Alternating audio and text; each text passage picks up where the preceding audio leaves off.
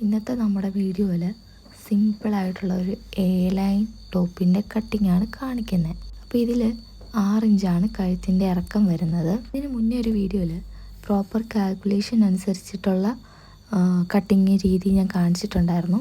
അപ്പോൾ അതിൽ നമുക്ക് ഫേസ് ചെയ്യാൻ സാധ്യതയുള്ള ഒരു പ്രശ്നത്തെക്കുറിച്ച് ഞാൻ അതിനകത്ത് പറഞ്ഞിട്ടുണ്ടായിരുന്നു.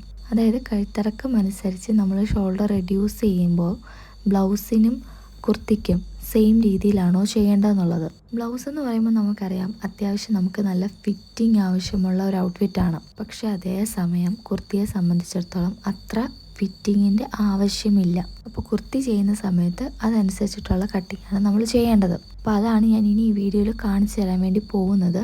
ഈ വീഡിയോ ഞാൻ ഇപ്പോൾ എഡിറ്റ് ചെയ്യുമ്പോഴാണ് എനിക്ക് മനസ്സിലായത് ചോക്കിൻ്റെ മാർക്കിങ് അത്ര കണ്ടും വിസിബിൾ അല്ല എന്നുള്ളത്. പക്ഷേ ഇനി ഞാൻ അങ്ങോട്ട് പറയുന്ന കാര്യങ്ങളിൽ ക്ലാരിറ്റി ഉണ്ടാവും എന്നുള്ള പ്രതീക്ഷയിലാണ് ഞാൻ ഈ വീഡിയോ സംസാരിക്കുന്നത്. നിങ്ങൾക്ക് ബുദ്ധിമുട്ടാവില്ല എന്നുണ്ടെങ്കിൽ നിങ്ങളൊന്ന് കേട്ട് മനസ്സിലാക്കാൻ വേണ്ടിയിട്ട് ശ്രമിക്കുക. അതേപോലെ ഈ വീഡിയോയിൽ ഞാൻ കവർ ചെയ്യാൻ വേണ്ടിയിട്ട് ഉദ്ദേശിക്കുന്ന മറ്റൊരു കാര്യം എന്ന് പറഞ്ഞാൽ ബസ്റ്റിൻ്റെ ഷേപ്പ് അനുസരിച്ച് നമ്മൾ എങ്ങനെ കട്ട് ചെയ്യണം എന്നുള്ളതും, ആം ഹോളിൻ്റെ അവിടെ തുണി ഇങ്ങനെ ചാടി കിടക്കുന്ന പോലെ അല്ലെങ്കിൽ ഇങ്ങനെ എക്സ്ട്രാ ഫാബ്രിക് തൂങ്ങിക്കിടക്കുന്ന പോലെയൊക്കെ കാണാറുണ്ട്. അങ്ങനെ ഇല്ലാതെ നമുക്ക് എങ്ങനെ കട്ട് ചെയ്യാമെന്നും കൂടെയാണ് ഇതിനകത്ത് പറയുന്നത്.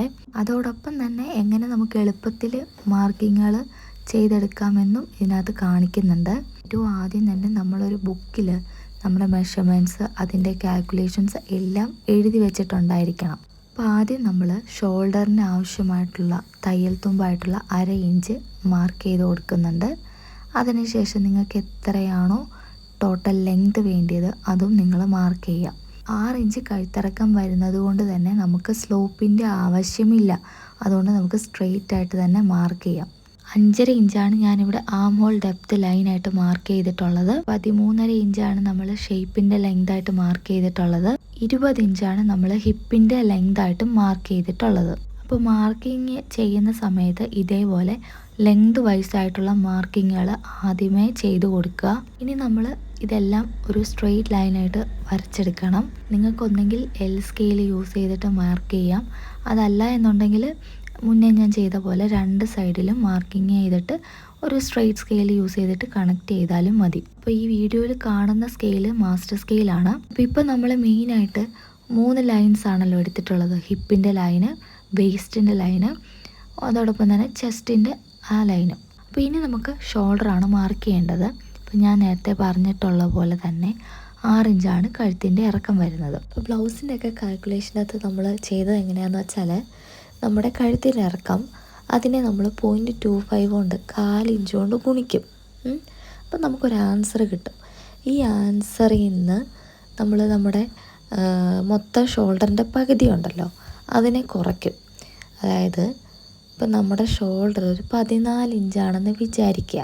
14ൻ്റെ പകുതി എന്ന് പറയുമ്പോൾ 7 ഇഞ്ച്. 7ൻ്റെ കൂടെ തയ്യൽ തുമ്പും കൂടെ ചേർത്ത് കഴിയുമ്പോൾ ഒരു 7.5 ഉണ്ടെന്ന് വിചാരിക്കുക. 6 ഇഞ്ചാണ് നമ്മൾ കഴുത്തിറക്കം കൊടുക്കുന്നത്. അപ്പോൾ 6ൻ്റെ കൂടെ 0.25 കൊണ്ട് ഗുണിച്ച് കഴിയുമ്പോൾ നമുക്ക് 1.5 ഇഞ്ച് കിട്ടും. അപ്പോൾ ഈ 7.5 1.5 ഇഞ്ച് കുറച്ചിട്ടുള്ള മെഷർമെൻറ്റ് എത്രയാണോ അത് വേണം നമ്മൾ മാർക്ക് ചെയ്യാൻ വേണ്ടിയിട്ട്. എവിടെ? ബ്ലൗസിൽ. കുർത്തിയിലും നമ്മൾ ഇതേ മെഷർമെൻറ്റാണ് കൊടുക്കുന്നതെന്നുണ്ടെങ്കിൽ ആം ഹോളിൻ്റെ അവിടെ കുറച്ച് ഫിറ്റഡായിട്ട് നിൽക്കും. അപ്പോൾ അത് ഒഴിവാക്കാൻ വേണ്ടിയിട്ടാണ് ഞാൻ ഇനി പറയുന്ന മെഷർമെൻറ്റ് അല്ലെങ്കിൽ കാൽക്കുലേഷൻ ഫോളോ ചെയ്യേണ്ടത്. ഒന്നുമില്ല, പകുതി വരെയും സെയിം ആണ്. അതായത് നമ്മുടെ കഴുത്തിൻ്റെ ഇറക്കം 6 ഇഞ്ചാണെന്നുണ്ടെങ്കിൽ അതിനെ 0.25 കൊണ്ട് ഗുണിക്കുക. അപ്പോൾ നമുക്കൊരു എമൗണ്ട് കിട്ടുമല്ലോ, അല്ലെങ്കിൽ ഒരു സംഖ്യ കിട്ടും. അതിൻ്റെ നേരെ പകുതി എടുക്കുക. ഇപ്പോൾ 1.5 ഇഞ്ചാണ് നമുക്ക് കിട്ടിയിരിക്കുന്നതെന്നുണ്ടെങ്കിൽ അതിൻ്റെ നേരെ പകുതി 3/4 ഇഞ്ച് എന്നുള്ളത് എടുക്കുക. എന്നിട്ട് നമ്മൾ ഷോൾഡറിൻ്റെ പകുതിയിൽ നിന്ന് ഈ 3/4 ഇഞ്ചിന് കുറച്ച് കൊടുത്തേച്ചാൽ മതി. അപ്പോൾ ഇവിടെ ഞാൻ 6 ഇഞ്ചാണ് ഷോൾഡറായിട്ട് എടുത്തിട്ടുള്ളത്. ഷോൾഡറായിട്ട് മാർക്ക് ചെയ്യുന്നതും അത് തന്നെയാണ്. എന്നിട്ട് നമ്മൾ താഴേക്ക് അത് സ്ട്രെയിറ്റ് ലൈൻ പോലെ വരയ്ക്കണം. അതായത് ചെസ്റ്റ് ലൈന് നമ്മൾ വരച്ചല്ലോ, 5.5 ഇഞ്ച് ലെങ്ത് വരുന്നിടത്ത് ചെസ്റ്റ് ലൈൻ വരച്ചു. ആ ലൈനിൽ നമ്മൾ ഷോൾഡറിൽ മാർക്ക് ചെയ്ത അതേ 6 ഇഞ്ച് ആ ലൈനിലും വരച്ചു കൊടുക്കുക. എന്നിട്ട് ആ ലൈൻസിനെ തമ്മിൽ കണക്ട് ചെയ്ത് കൊടുക്കണം. പിന്നെ നമ്മൾ എങ്ങനെയാണ് ബസ്റ്റിൻ്റെ ഷേപ്പ് അനുസരിച്ചിട്ട് മാർക്ക് ചെയ്യേണ്ടതെന്നുള്ളത് നോക്കാം. അതിന് നമ്മൾ ആദ്യം ഷോൾഡറിൽ നിന്ന് നമ്മുടെ ബസ്റ്റിൻ്റെ ഏറ്റവും ഹയസ്റ്റ് ആയിട്ടുള്ള പോയിൻ്റ് വരേക്കുള്ള ഒരു മെഷർമെൻറ്റ് ലെങ്ത് വൈസ് എടുക്കണം. ഇവിടെ എനിക്കത് 9 ഇഞ്ചാണ് കിട്ടിയിട്ടുള്ളത്. അപ്പോൾ ഈ 9 ഇഞ്ച് ഞാനിവിടെ മാർക്ക് ചെയ്യുന്നുണ്ട്. ബേസിക്കലി നമ്മൾ ബ്ലൗസിനൊക്കെ മാർക്ക് ചെയ്യുമല്ലോ, അതേപോലെ തന്നെ. ഇനി നമ്മൾ വിഡ്ത്ത് വൈസ്, അതായത് വണ്ണം ഭാഗങ്ങളെല്ലാം മാർക്ക് ചെയ്ത് കൊടുക്കണേ. അപ്പോൾ നമ്മുടെ മെഷർമെൻറ്റ് അനുസരിച്ചിട്ട് ഇതെങ്ങനെ മാർക്ക് ചെയ്യണമെന്ന് ചോദിച്ചാൽ, നിങ്ങളുടെ ചെസ്റ്റിൻ്റെയും ബസ്റ്റിൻ്റെയും ഷേപ്പിൻ്റെ അവിടുത്തെ വണ്ണവും ഹിപ്പിൻ്റെ അവിടുത്തെ വണ്ണവും ഒക്കെ എഴുതി വെച്ചിട്ടുണ്ടായിരിക്കുമല്ലോ. ഇതിൻ്റെ എല്ലാം 4 ഭാഗങ്ങൾ കണ്ടുപിടിച്ച് വെച്ചേക്കാം. ഇപ്പോൾ നിങ്ങളുടെ ബസ്റ്റിൻ്റെ അളവ് 34 ആണെന്നുണ്ടെങ്കിൽ അതിൻ്റെ 4 ഭാഗം കണ്ടുപിടിക്കുക. അപ്പോൾ 8.5 നമുക്ക് ആൻസറായിട്ട് കിട്ടുന്നുണ്ടാവുക. എന്നിട്ട് ഇതിൻ്റെ കൂടെ നിങ്ങൾക്ക് എന്തോരം ലൂസ് ആഡ് ചെയ്യണോ അത് ആഡ് ചെയ്ത് കൊടുക്കുക.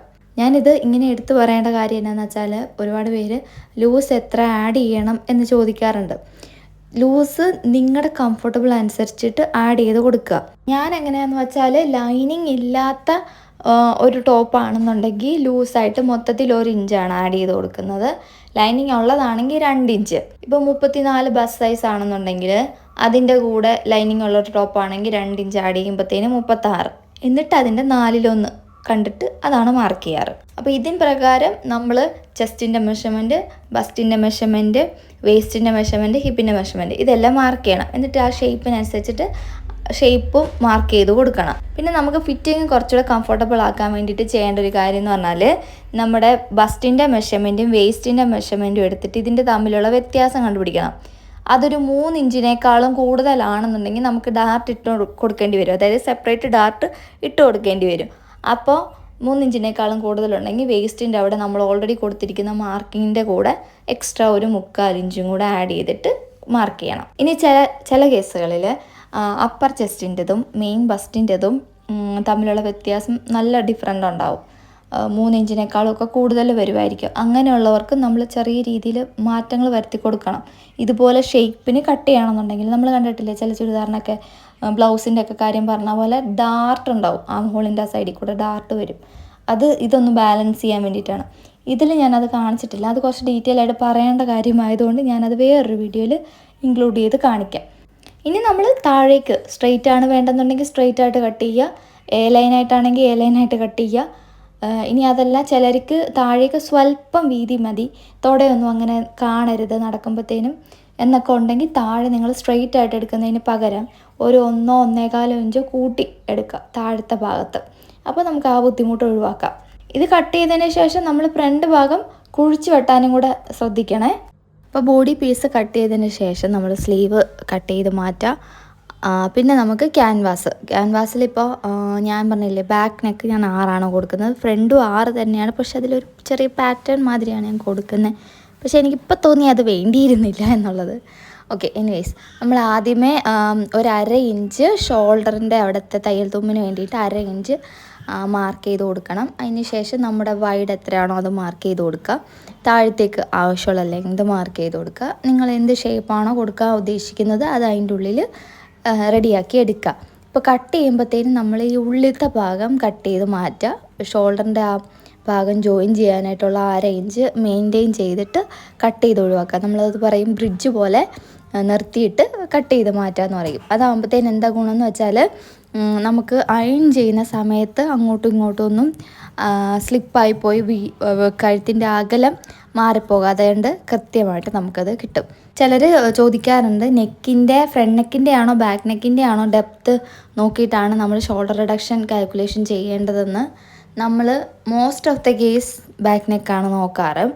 പക്ഷേ ഫ്രണ്ടിൽ കഴുത്ത് കയറിയ കഴുത്താണെന്ന് വിചാരിക്കുക. അതായത് ഒരു ബോട്ട് നെക്കൊക്കെ ആണെന്നുണ്ടെങ്കിൽ നമുക്കറിയാം, ബോട്ട് നെക്ക് എന്ന് പറയുമ്പോൾ വൈഡായിട്ടായിരിക്കുമല്ലോ നിൽക്കുന്നുണ്ടാവുക. നെക്കിൻ്റെ ഡെപ്ത്ത് കുറവാണെങ്കിലും വീതി കൂടുതലായിരിക്കും. അങ്ങനെയുള്ള കേസിലൊക്കെ നമുക്ക് ഫ്രണ്ട് നെക്കിനെ ബേസ് ചെയ്തിട്ട് വേണം കട്ട് ചെയ്ത് കൊടുക്കാൻ വേണ്ടിയിട്ട്. പക്ഷേ ചെറിയൊരു വ്യത്യാസം വരുത്തേണ്ട, അതിൻ്റെ ആ വൈഡിൽ നമ്മൾ ചെറിയ ഏറ്റക്കുറച്ചിൽ വരുത്തേണ്ടതുണ്ട്. അത് ഞാൻ ഓൾറെഡി ഒരു വീഡിയോ ചെയ്തിട്ടുണ്ട്, ബോട്ട് നെക്കിൻ്റെ വീഡിയോ ചെയ്തിട്ടുണ്ട്. അതിൽ നിങ്ങൾക്ക് കുറച്ചുകൂടെ മനസ്സിലാവും. അപ്പോൾ ഇത്രയേ ഉള്ളൂ ഇതിൻ്റെ കട്ടിങ് എന്ന് പറയുന്നത്. സ്ലീവിൻ്റെ കട്ടിങ് ഞാൻ അതിനകത്ത് കാണിച്ചിട്ടില്ല. ഓൾറെഡി സ്ലീവ് കട്ട് ചെയ്യുന്ന മെത്തേഡ് ഞാൻ പറഞ്ഞിട്ടുണ്ട്. അതുപോലെ തന്നെയാണ് ഞാൻ ഏതൊരു സ്ലീവും കട്ട് ചെയ്യാറ്. ഒന്നെങ്കിൽ പാറ്റേൺസിനകത്ത് എന്തെങ്കിലും വ്യത്യാസം വരുന്നുണ്ടെങ്കിലേ മാറ്റം വരുത്താറുള്ളൂ. അപ്പോൾ നമുക്ക് അടുത്ത വീഡിയോയിൽ ഇതിൻ്റെ സ്റ്റിച്ചിങ് പാർട്ട് കാണാമേ. അപ്പോൾ ശരി, അടുത്ത വീഡിയോ കാണാം. ടാറ്റാ.